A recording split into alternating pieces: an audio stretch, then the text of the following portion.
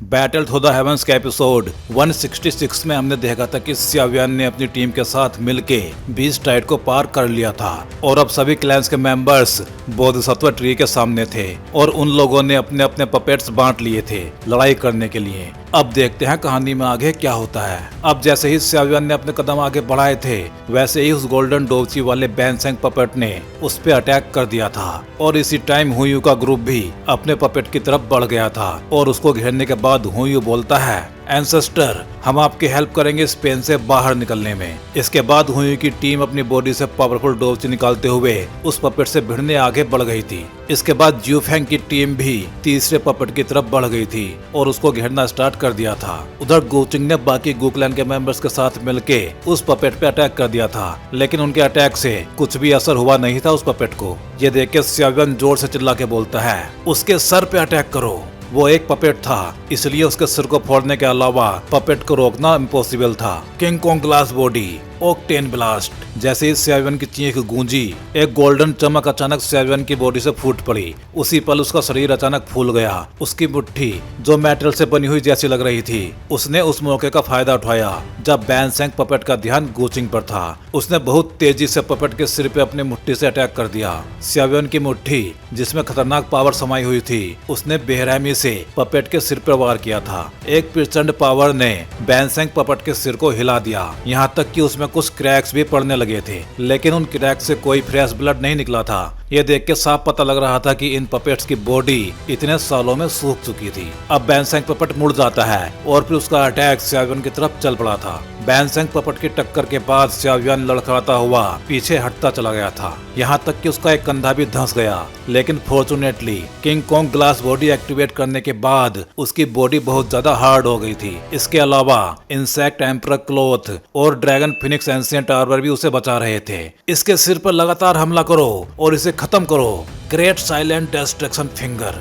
जूनर और गोचिंग ने एक साथ हमला किया।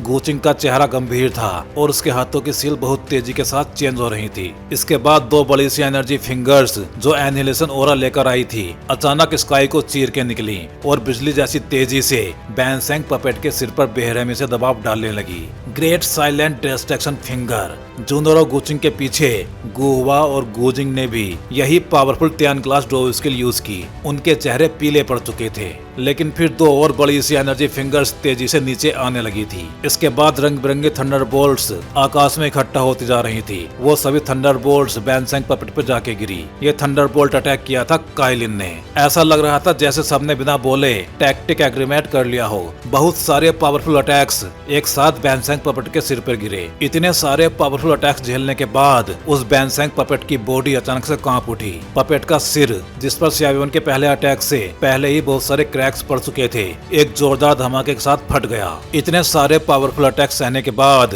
क्रैक से भरा बैनसेंग पपेट का सिर तुरंत फट गया था। उसमें से पीला सा फ्लैश और बोन्स बाहर निकले थे। सिर फटने के बाद बैनसेंग पपेट की बॉडी धीरे धीरे अकड़ गई। उसका हाथ हवा में ही रुका रहा और तभी उसकी टूटी हुई गर्दन से एक अजीब सी रिपेल निकली। वो अनयूजुअल रिपेल तुरंत ही गायब हो गई, जैसे कभी थी ही नहीं। इस एनर्जी के गायब होते ही बैनसेंग पपेट की बॉडी अचानक से तेजी से बूढ़ी होने लगी और फिर फाइनली वो धूल में बदल गई और बिखर गई। इसके बाद सियावियन भी अपनी नॉर्मल बॉडी में वापस आ गया था। उसने अपने माथे का ठंडा पसीना पोंछा और साइड की सिचुएशन पर नजर डाली। सियावियन और जूनर को छोड़ के बाकी सबको कुछ न कुछ चोटें आई थी। यहाँ तक कि गोचुंग भी उस बैनसेंग पपेट से लड़ाई करते टाइम एक पाम स्ट्राइक से घायल हो गया था। फॉर्चुनेटली उसका डोजी बैरियर काफी ज्यादा पावरफुल था, वरना वो सीरियसली इंजर्ड हो जाता।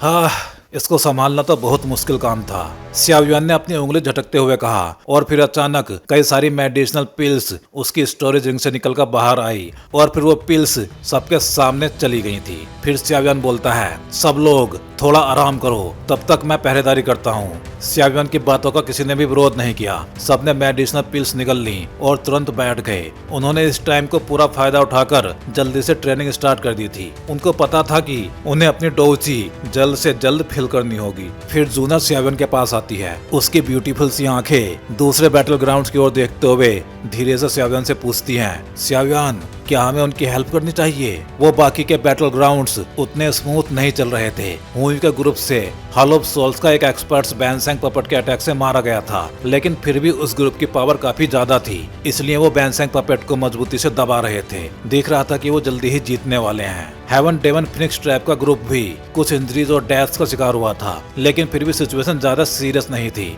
उन्होंने भी उस बैनसैंग पपेट को काफी हद तक इंजर्ड कर दिया था। ये सब देख के स्यावियान बोलता है, इसकी जरूरत नहीं है, हमें बस अपना ख्याल रखना चाहिए। स्यावियान की आंखें हल्की सी चमकी और उसने सिर हिला दिया। यह टाइम काइंडनेस दिखाने का नहीं था। ये सभी लोग कंपटीटर थे। जैसे ही वो बैनसैंग पपेट को खत्म कर लेंगे, ये लोग शायद उन पे भी हमला कर दें, इसलिए बेवजह दखल देना ठीक नहीं था। अगर कोई एक्सीडेंट हो गया और कोई बैनसैंग पपेट नियंत्रण से बाहर चला गया तो उससे निपटना बहुत ज्यादा भारी हो जाएगा। स्यावियान अब इन बैनसैंग पपेट को समझ चुका था। हालांकि इन्हें बैनसैंग कहा जाता था, लेकिन इनकी असली पावर एक एक्चुअल बैनसैंग के मुकाबले काफी कम थी, वरना स्यावियान का ग्रुप बिना किसी कैजुअलिटी के इन्हें मार नहीं पाता।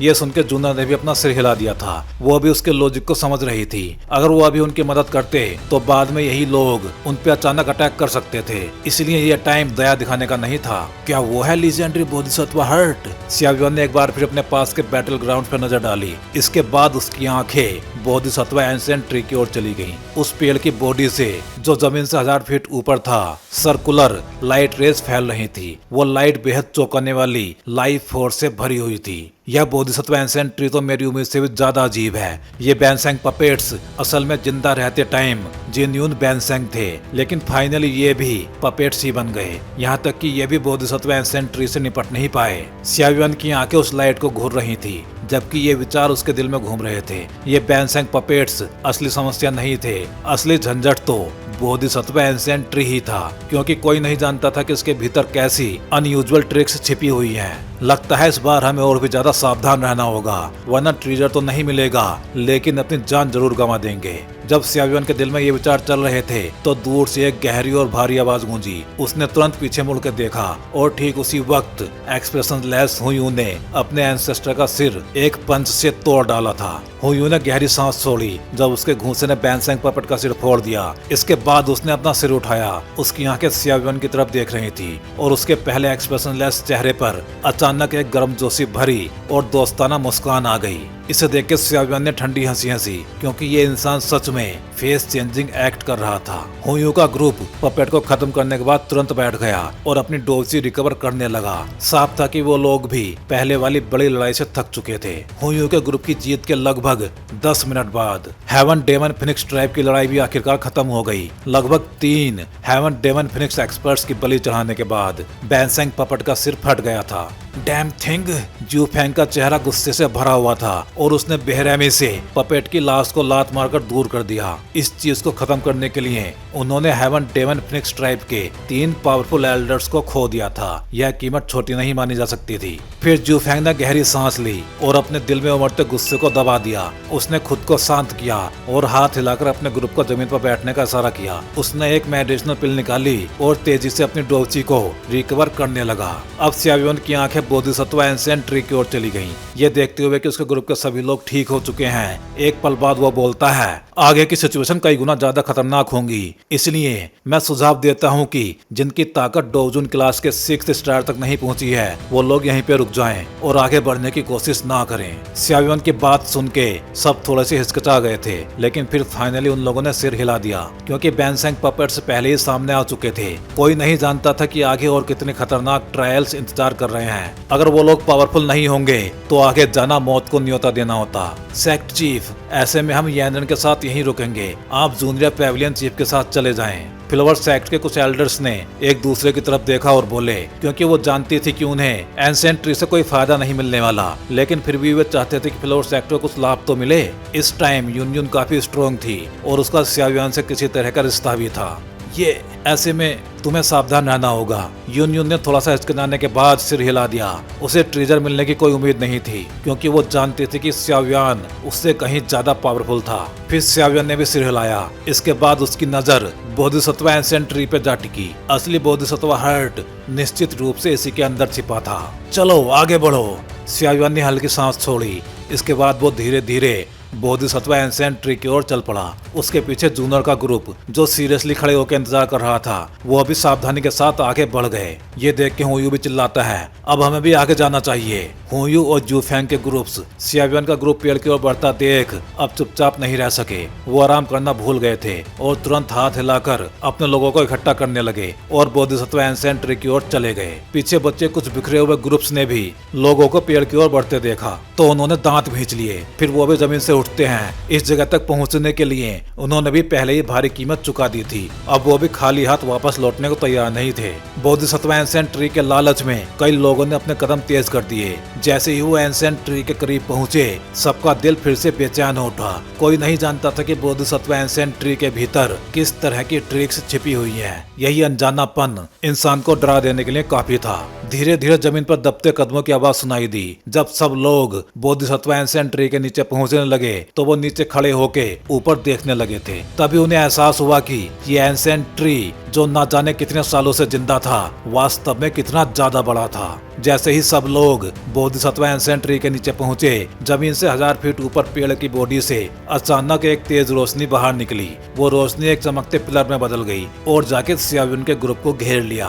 ये सीन देख के सभी लोग चौंक गए थे। वो बस अपनी बॉडी से डोरची बाहर निकालने ही वाले थे कि तभी उनको फील हुआ कि उनकी बॉडी की डोरची तो अब गायब हो चुकी थी। जब सब लोग हैरान थे उस वक्त लाइट पिलर अचानक सिकुड़ने लगा। वो बहुत तेजी से वापस पेड़ के अंदर खिंच गया। वही लोग जो पहले पेड़ के नीचे पहुंचे थे उसी समय गायब हो गए। सियावियन का ग्रुप भी उन गायब होने वाले लोगों में शामिल था। नालन यांद्रन लगातार उसी जगह को घूरती रही जहां से वो ग्रुप अचानक गायब हो गया था। ये देख के उन सभी का चेहरा पीला पड़ गया था। उधर व्हाइट ग्लो ने सियावियन की नजरों को भर दिया जब वो खुद को एक व्हाइट लाइट की दुनिया में खड़ा देखता है। उसके आसपास एक भी इंसान नहीं था। पता नहीं क्यों उसकी मेमोरीज भी धीरे धीरे उलझी और थोड़ी चायोटिक हो गई थी। क्या हुआ? सियावियन ने भुआं सिकोड़ते हुए खुद से बुदबुदाया। एक पल बाद उसने अचानक अपना सिर उठाया और थोड़ी दूरी पे एक सर्कुलर लाइट रिंग दिखाई दे रही थी। वो कुछ पल झिझका फिर उस लाइट रिंग की तरफ चल पड़ा। उसके बाद उसने उसमें कदम रखा। हालांकि सियावियन ने उस लाइट रिंग में सिर्फ एक पल में कदम रखा था लेकिन उसे ऐसा महसूस हुआ जैसे 10 को बीत गए हों। जब वो खोया हुआ महसूस कर रहा था तब उसकी बॉडी अचानक से कांपने लगी। व्हाइट ग्लो गायब हो गई थी और उसकी आंखों के सामने हरे भरे घास के मैदान दिखाई देने लगे थे। ये तो एंशिएंट वेस्टलैंड रीजन है। उसकी यादें चाहे थोड़ी चायोटिक थी लेकिन ये जगह उसको थोड़ी जानी पहचानी महसूस हुई। सियावियन की बॉडी हवा में तैर रही थी। उसकी आंखें चारों ओर घूमी तो देखा कि मैदान बिल्कुल खाली था। उस पूरे एरिया में एक अकेलेपन की परत फैली हुई थी। ऐसा लग रहा था मानो यहाँ पे बस वही अकेला मौजूद है। लेकिन तभी उसकी नजरें जमीन पर घूम रही थी जहाँ से एक अर्थ शेकिंग दहाड़ गूंज रही थी। खून जैसे रंग का बीस्ट टाइड होरिजिन से दौड़ता हुआ आया जैसे कोई स्कारलेट रेड लाइन। कुछ ही पलों में वो उसके 1000 फीट के दायरों में पहुंच गए थे। सियावियन ने भुएं चढ़ाकर उन खतरनाक बीस्ट की तरफ देखा जो हर दिशा से उस पर टूट रहे थे। उसने अपना हाथ उठाया और फिर एक पावरफुल डिस्ट्रक्टिव फोर्स वहां पे फैलती चली गई। जैसे ये फ्लक्चुएशंस फैली उसके 1000 फीट के दायरे में आने वाले सारे बीस्ट उसी पल धूल में बदल गए, चाहे वो कितने भी पावरफुल क्यों ना थे। ये देख के सियावियन भी थोड़ी देर के लिए तो एकदम सा जम सा गया था। फिर उसने हैरानी से अपने हाथ की ओर देखा। ये पावर इतनी ज्यादा थी कि इसको डिस्क्राइब ही नहीं किया जा सकता। ऐसा लग रहा था जैसे अगर वो चाहे तो पूरा वर्ल्ड उसकी इच्छा से कोलैप्स हो जाए। फिर वो खुशी में चिल्लाता है, ये तो डो सेंग की पावर है। उसने सालों से ऐसी पावर का पीछा किया था। क्या वो सच में उसके पास थी? जब सियावियन इस पावर में डूबा हुआ था जो एक हाथ के इशारे से दुनिया को नष्ट कर सकती थी, एक और जबरदस्त दहाड़ गूंजती है। फिर अनगिनत बीस्ट लाल आंखों से उसे घूरते हुए उस पर टूट पड़े। फिर सियावियन ने अजीब ढंग से हंसते हुए बीस्ट टाइड के हमले को देखा।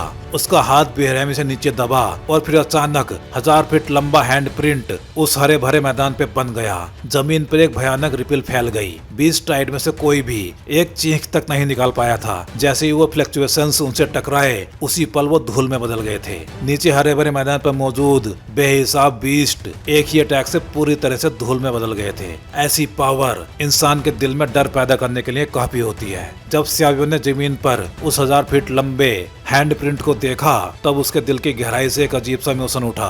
फिर वो आसमान की तरफ देखते हुए हंसने लगा था। उसकी हंसी बिजली की गड़गड़ाहट की तरह पूरे इलाके में फैल गई थी। आखिरकार उसे ये पावर मिल ही गई थी। हॉल ऑफ सोल्स, हू क्लैन, मैं तुम सबको पूरी तरह से खत्म कर दूंगा।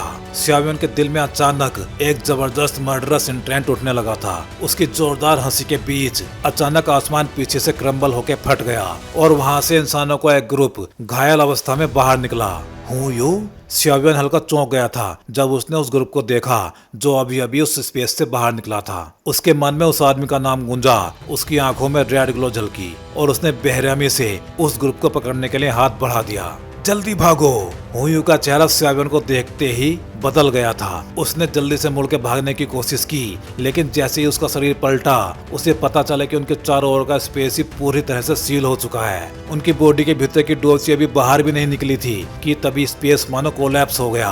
बैंग की आवाज के साथ उनके चारों तरफ का स्पेस ब्लैक होल में बदल गया, जिसने जबरदस्ती हुयू और उसके ग्रुप को पीस के चटनी में बदल दिया था। सियावियन ने उस ब्लडी फ्लैश को यूं ही एक तरफ फेंक दिया। उसके चेहरे पे एक ठंडी मुस्कान आ गई थी और फिर वो बोलता है, ये स्ट्रेंथ मेरे बदले के लिए काफी है। वो मुड़ा और फिर खाली स्पेस पे कदम रखते हुए वो एंसेंट वेस्टलैंड रीजन से बाहर निकलने लगा। उसके 10,000 फीट के दायरे में आने वाला कोई भी बीस्ट तुरंत फट के धूल में बिखर गए थे और फिर जल्दी ही उसने एंसेंट वेस्टलैंड रीजन पार कर लिया था और वहां से बाहर निकल के वो जोर जोर से हंसना स्टार्ट कर देता है। तो भाई लोग, ये थी कहानी बैटल थ्रू द हेवंस के एपिसोड 167 की। चलिए फिर जल्दी ही मिलते हैं अगले वीडियो में।